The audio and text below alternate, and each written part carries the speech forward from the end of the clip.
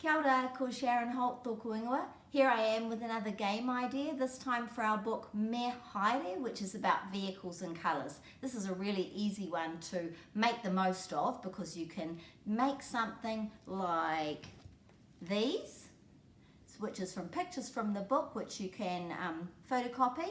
And the children, so what I've done is I've put them on these sticks. Here's 3 examples.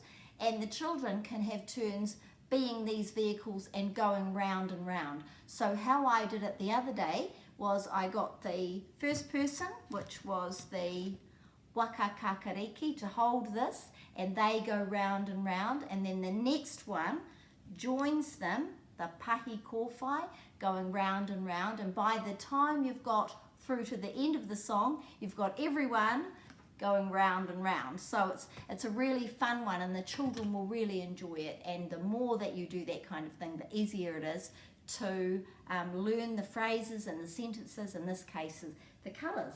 Also, just before I finish, did you know that we also have this book in Samoan? So tātou o is the equivalent of me haere in Samoan. The picture is the same. Beautiful Samoan song. Ka kite.